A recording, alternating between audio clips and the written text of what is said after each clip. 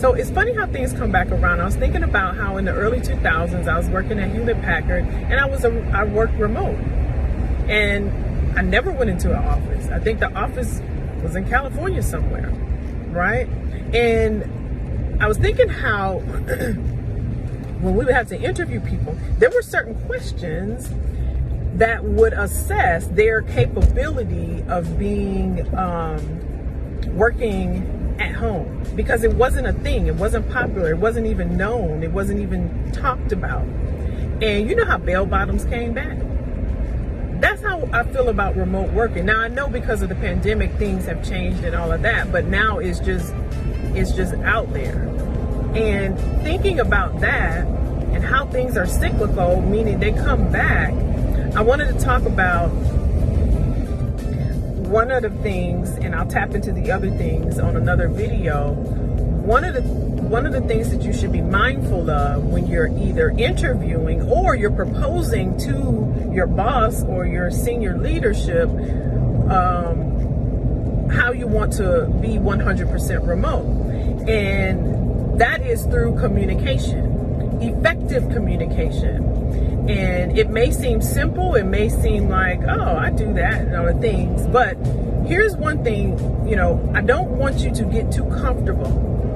The pace of the way that this digital age is accelerating, everything changes quickly. You wake up, something is different. So don't get too comfortable in listening or thinking that things are the same way.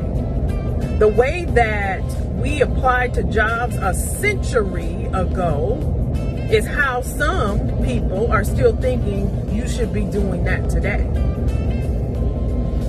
The pace of technology is crazy, to be honest with you.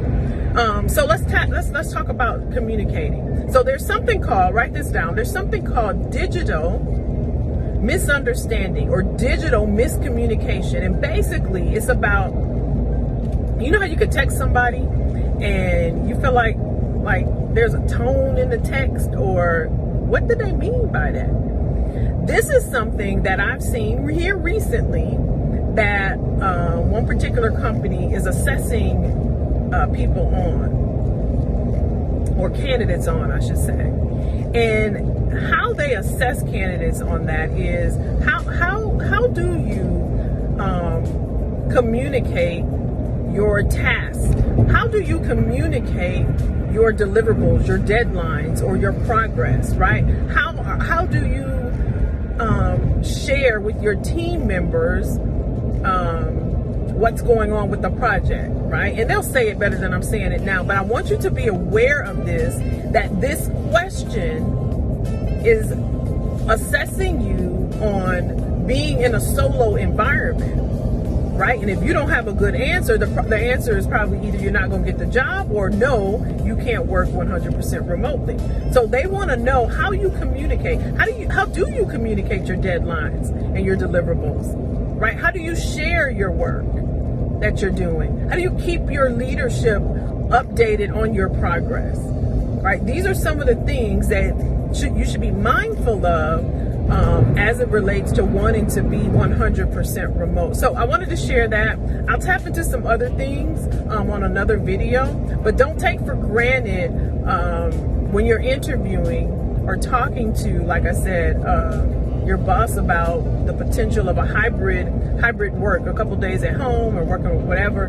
But these are some of the things that you could be very proactive in. I'll say that also, in just sharing that outright.